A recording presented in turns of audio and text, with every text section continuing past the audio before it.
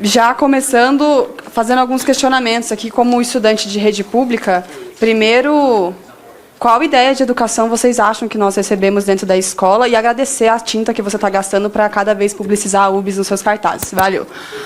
Sou presidente da UBS, uma entidade estudantil que tem 70 anos de história, que combateu, que participou de inúmeros episódios históricos do nosso país e que recentemente participou do maior ápice do movimento estudantil, que foram as mais de 1.140 ocupações por todo o Brasil.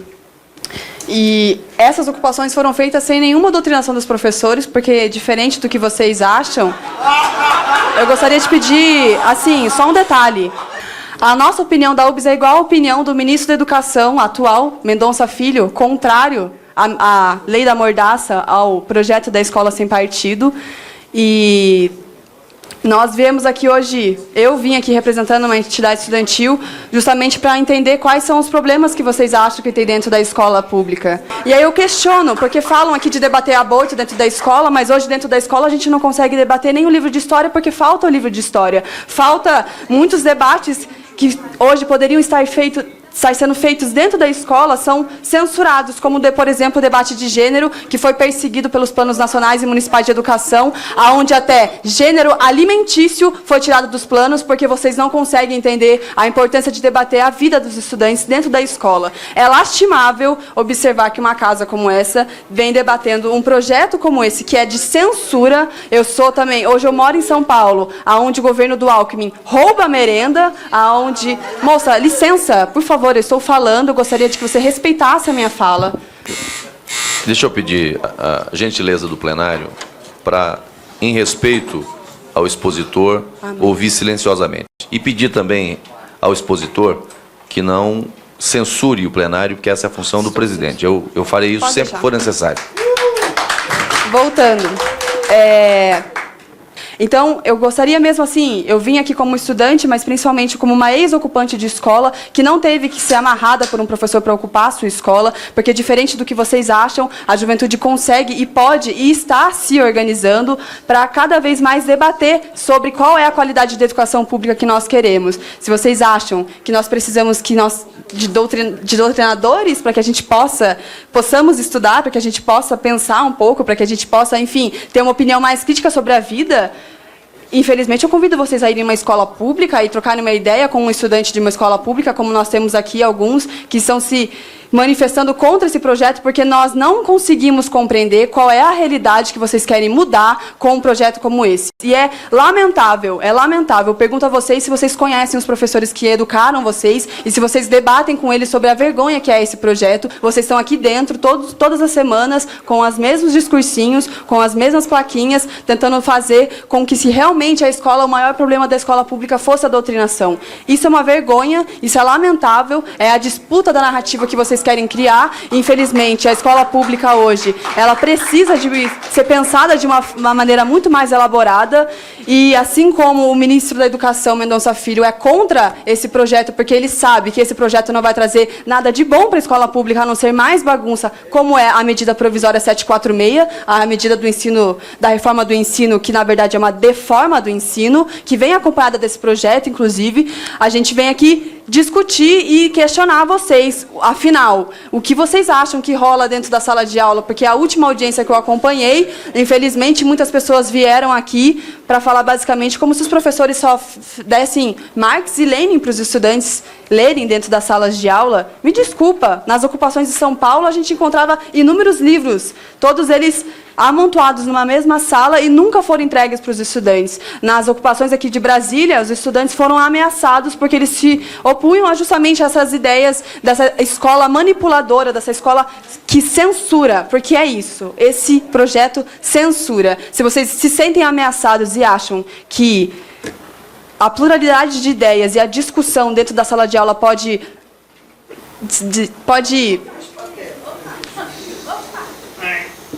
Tudo bem, moça? Tá bem aí? Se vocês acham que a pluralidade de ideias e a discussão dentro da sala de aula pode doutrinar um estudante, é preocupante o que vocês acham que é a educação pública. Se existe um medo, o medo é da discussão, porque quando ocorreu o impeachment da presidenta Dilma dentro aqui do Congresso,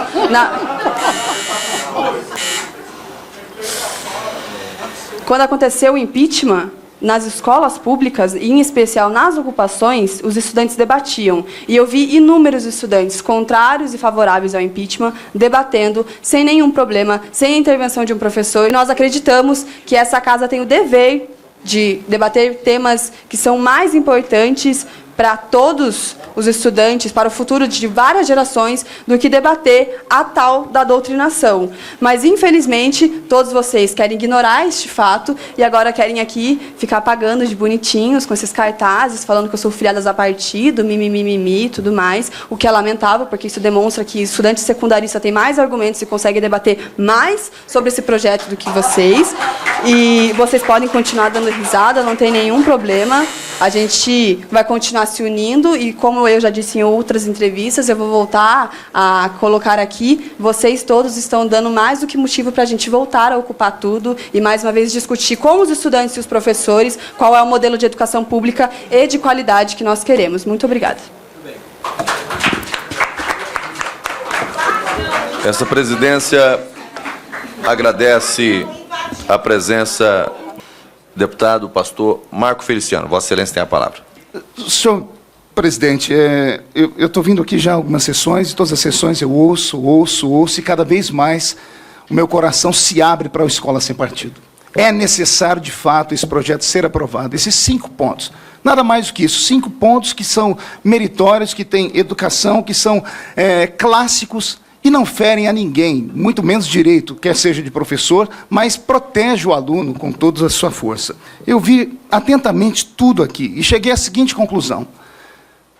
A esquerda se desesperou de fato.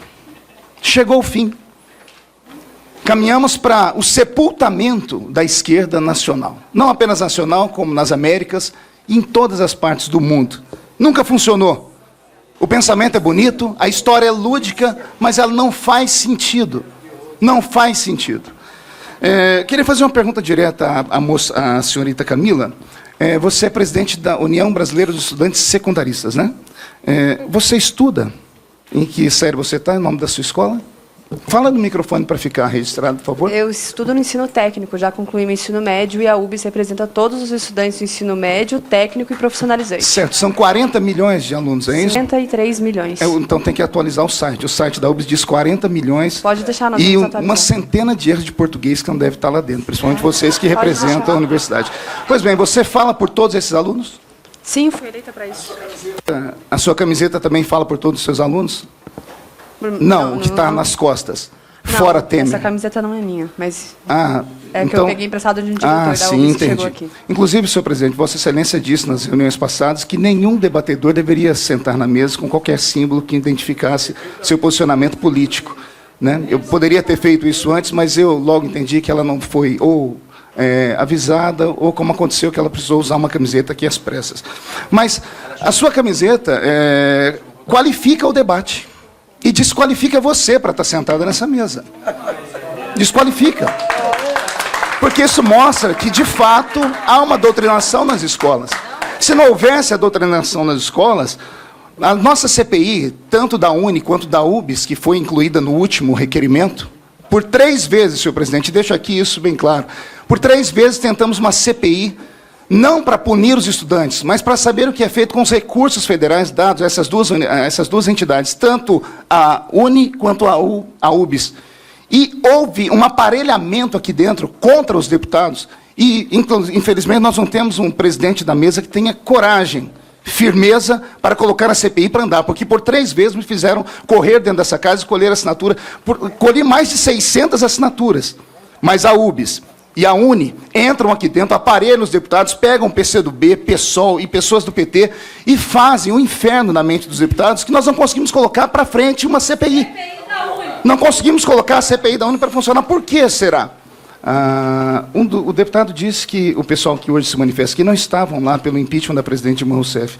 Mas eu tenho uma foto minha aqui, da nossa nobre Camila, no discurso do presidente Lula, quando ele não pôde ser aceito como ministro aqui. Está ela ao lado do Gleisi Hoffmann, junto com outras pessoas. Ou seja, isso mostra da doutrinação que há, sim, nas escolas. Obrigado. Agradeço. Deputado Eduardo Bolsonaro, Vossa Excelência tem a palavra para suas ponderações. Senhor presidente, eu acredito que a senhora Camila Alanis, ela é realmente, endossando aqui as palavras do deputado Marco Feliciano, é a caricatura deste ato, dessa audiência pública, não só dessa, como das anteriores também.